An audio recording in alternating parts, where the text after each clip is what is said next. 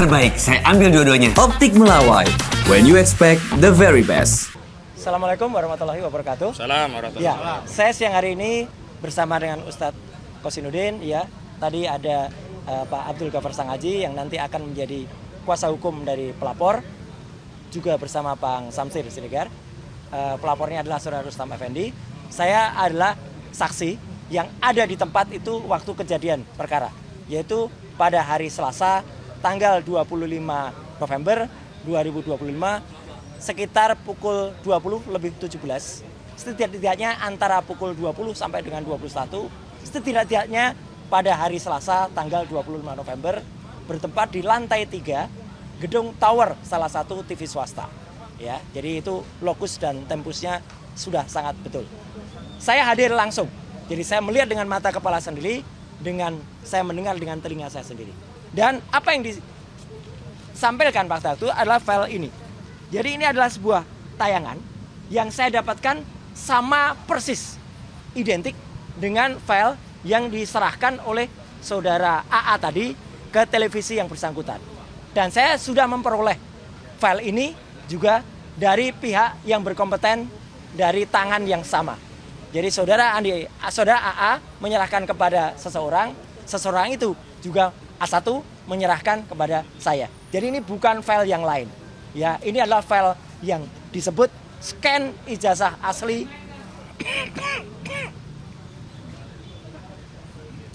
Fakultas Kehutanan UGM tahun 85. Nah, tadi sudah disampaikan oleh Pak Ustadz Kosinuddin ya, atau sebagai kuasa hukum juga sebagai koordinator non litigasi, bahwa ternyata file ini adalah file yang sama yang pernah diunggah atau diposting oleh saudara Dian Sandi Utama, kalau ini saya sebutkan namanya karena ada, pada tanggal 1 April.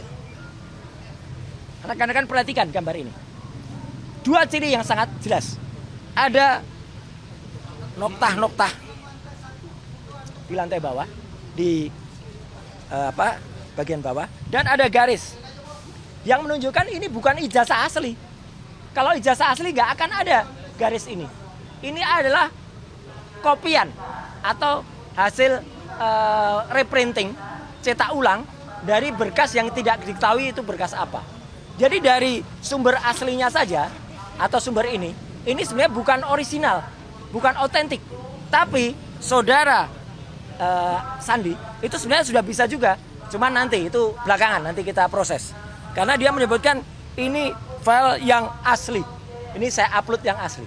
Dengan perbandingan sederhana saja bisa kita lihat bahwa kedua file ini adalah identik. Yaitu apa? Ada garis kertasnya, batas tepi. Ini juga ada garis kertasnya. Ada bekas noda-noda yang di sini berusaha dikamuflase, berusaha dihilangkan. Jadi ini sudah melakukan editing. Sudah berusaha dihilangkan, tapi yang menghilangkan kurang pinter. Ya, dia tidak cakap atau belum belajar secara detail lagi. Dan apa yang dilakukan? Melakukan koreksi. Jadi koreksi citra. Yang tadinya miring, trapesium, dia dikoreksi menjadi lurus.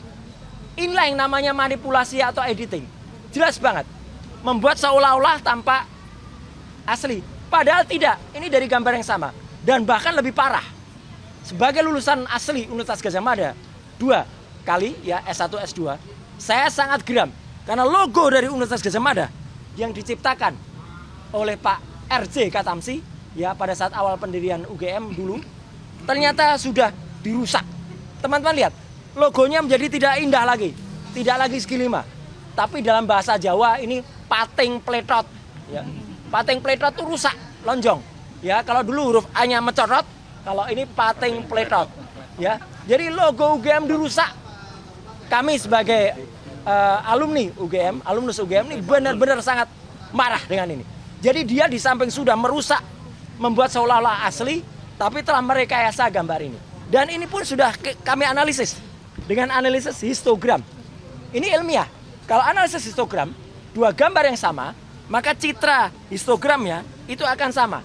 Di mana ada merah, di mana ada merah, di mana ada kuning, di mana ada kuning, di mana ada biru. Ini jelas, ini dua gambar yang identik. Logo Universitas Gadjah Mada itu adalah aslinya seperti ini. Bagus sekali. logo tadinya segi 5, semenjak tahun 1993 pada saat Dies Natalis UGM ya tahun itu di bawah rektor Profesor Dr. Muhammad Adnan, logo ini disempurnakan menjadi sekarang agak membulat. Jadi kalau anak-anak sekarang mengatakan logo UGM itu harusnya bulat, benar. Dulu segi 5. Ada artinya.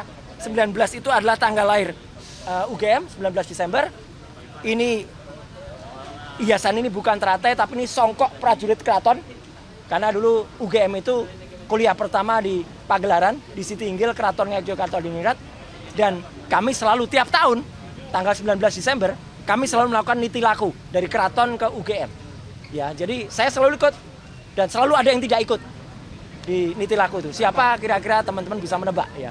Yang ngaku-ngaku lulusan UGM tapi tidak pernah ikut. Ya, ada di situ, ya. Nah, intinya nanti pelapor akan membawa contoh ijazah UGM yang asli. Inilah scan ijazah UGM yang asli. Sama-sama dari Fakultas Kehutanan, sama-sama diterbitkan tahun 1985. Bedanya apa? Ini kalau scan asli selalu munculnya nama watermark. UGM itu punya pelindung seperti pada uang kertas. Inilah watermark. Dan ada juga emboss. Di sini nampak embossnya. Pada cap di bawah timbul ya di dekat rektor pada tahun itu Profesor Dr. Teuku Yakob. Ya, jelas betul. Ini ijazah asli tahun 85 yang kemudian kita scan. Kenapa saya kaburkan? Karena beliau bukan pejabat publik. Saya menghormati beliau. Ya, kalau beliau pejabat publik ya. Apakah ini tahun angkatannya Jokowi? Nggak penting. Yang penting lulusan tahun 85. Kalau 85 dan ini pada periode awal saja sudah begini, maka periode yang dikatakan periodenya Jokowi yang itu katanya tahun 85 tapi bulan November, harusnya juga sama. Nah, teman-teman bisa lihat perbedaannya. Yang satu nggak ada watermarknya, yang satu ada, yang satu tidak ada embossnya, yang satu jelas ada. Meterainya pun berbeda. Kenapa? Karena memang periodenya berbeda. Ini periode awal tahun, ini periode akhir tahun. Nggak masalah. Jadi kalau ada sekarang saudara AA itu seolah-olah mengaku sebagai ahli meterai ya, gitu. Meterainya merah, biru. Itu nggak prinsip. Meterai pada tahun itu memang ada dua macam. Meterai merah pada awal tahun, 2 periode Februari dan Mei. Meterai hijau itu pada periode Agustus dan November. Gitu aja udah itu dipatahkan kemarin oleh profesor dari UNJ ya pada siaran yang ada Bang Kasinudin ya. Jadi itu clear sekali. Intinya begini. Apa yang dilakukan saudara AA dan dibantu oleh orang yang mengaku ahli digital forensik ya, saudara JS itu yang malam hari itu dia berdebat malah dengan AA di acara itu, malah yang aku ahli itu saya, jadi dia gugup sekali, saya tidak tahu file ini, padahal AA itu mengatakan filenya dari dia. Dan apa yang dilakukan oleh yang mengaku ahli itu, dia mengatakan dengan lantang, saya punya scan asli dan ditunjukkan pada YouTube pada saat DF Talk ya, Digital Forensic Talk. Jadi itu juga nggak benar, nggak boleh, kata ahli hukum kita Pak Sang Haji, seorang ahli membocorkan file. Ya, dia membocorkan itu pada tayangan YouTube-nya. Dan malam hari itu dia ngaku. Ditanya oleh presenternya, ya, saudara AW, ya, gitu. Dia mengatakan basic questions. Mana file aslinya? Wow, bingung dia. Jadi saudara JS pun meneliti file yang tidak asli. Padahal kami dituduh meneliti yang tidak asli. Kalau ahli yang dipakai kepolisian saja meneliti file yang tidak asli, ya, itu harusnya berlaku imbang, equality before the law. Jadi intinya saya yang ada di tempat kejadian, di lokasinya, di TKP, siap untuk menjadi saksi, ya, fakta, bahkan kepentingannya nanti akan juga siap menjadi ahli. Ada juga Bang Dr. Rismon Sianipar tadi, ya, itu juga sudah menyatakan kesediaannya untuk menjadi ahli. Tadi di kantin juga menyatakan sama, dan dibersamai oleh banyak yang akan memperkuat Bang Rustam Effendi. Saya kira itu. Baik. Bang Kosin. Selanjutnya Bang Rustam, ini beliau yang bertindak sebagai pelapor karena beliau di tanggal 25 ada di TKP. Dan dengan ini saya serahkan bukti-bukti ini kepada Bang Rustam, ya. Dan saya siap untuk datang lagi nanti pada saat di BAP sebagai saksi. Siap, terima kasih Mas Roy. Siap, makasih. Bersama dengan ya. Oke, bismillahirrahmanirrahim. Assalamualaikum warahmatullahi wabarakatuh. Assalamualaikum warahmatullahi wabarakatuh. Hari ini saya ke Polda Metro Jaya akan melaporkan yang bernama berinisial AA dan JS. Yang dimana ketika acara di televisi, Ya. dia menyebutkan kalau dia mempunyai scan asli ijazahnya Joko Widodo. Ternyata dinyatakan oleh ahli dari pihak kami, Mas Roy, itu palsu. Artinya saya sangat terganggu sebagai tersangka dari salah satu 8 orang ini untuk mempertahankan perjuangan saya. Artinya apa yang dinyatakan orang-orang tersebut ini membuat saya semakin disudutkan. Tetapi saya akan bantah kalau itu mereka melakukan hal yang lebih parah daripada kami. Mereka membohongi publik. Padahal ijazah itu adalah sesuatu yang kita tunggu-tunggu untuk dihadirkan. Ternyata dia bilang ini asli, ternyata tidak. Oleh karena itu, hari ini saya menyatakan siap melawan yang bernama inisial AA dan JS. Artinya kami meyakini bahwa ahli mereka yang bernama berinisial JS itu adalah pembohong besar. Karena orang ini berbahaya apabila keilmuannya dipakai untuk membohongi publik. Apabila juga sangat berbahaya apabila orang ini dipakai oleh polisi, Polda untuk sebagai saksi ahli.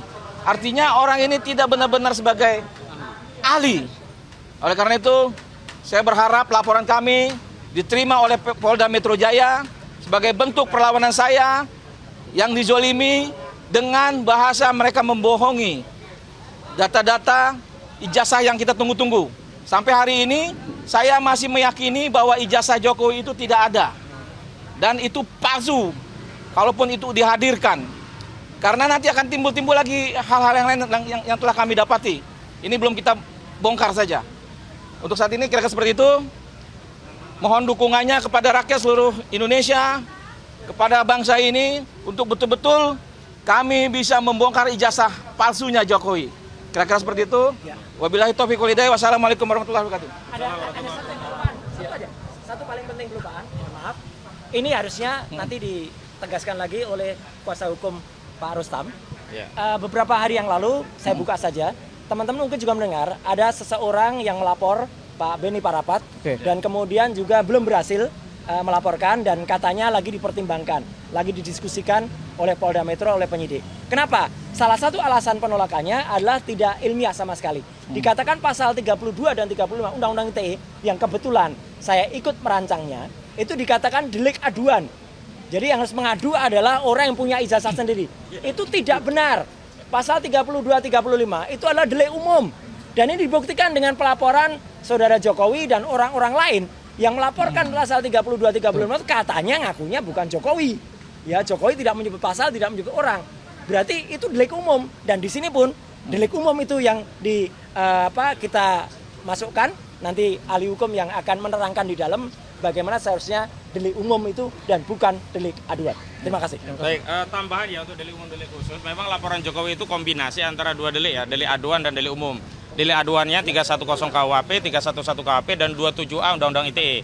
Sementara delik umumnya adalah 32 dan 35 Undang-Undang ITE.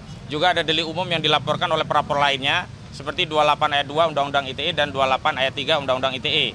Belakangan 28 ayat 3-nya dihilangkan di penyidikan. Yang 28 ayat 2 saja yang naik ke penyidikan. Juga pasal 160 KUHP itu delik umum. Dan hari ini kami tegaskan 32, 35 itu deliknya delik umum. Sepanjang ada orang yang melakukan manipulasi dan itu merugikan, jadi tidak bisa dikatakan harus Joko Widodo yang merasa dirugikan. Karena yang dirugikan itu adalah publik yang dibohongi oleh keterangan-keterangan ahli yang sebenarnya tidak ahli, justru menyesatkan publik. Juga keterangan-keterangan dari orang yang sebenarnya juga bukan lawyer, tapi mengklaim sebagai pembela Joko Widodo, tampil di berbagai media dengan klaim-klaim dokumen yang dianggap asli padahal bukan asli. Begitu. Sebelum ditutup ada pertanyaan? Cukup ya? Ya, silakan.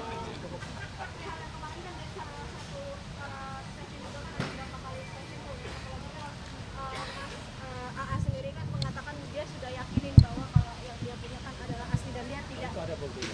Maksudnya dia pun pasang badan. Abang sendiri. Oh, itu bagi orang yang melakukan kejahatan tuh nggak ada pilihan selain pasang badan. Dan bagi kita mau pasang badan atau tidak, bahwa dia bukan hanya pasang badan, pasang kaki, pasang kepala, kita angkut semuanya ya. Oke, cukup ya. Makasih.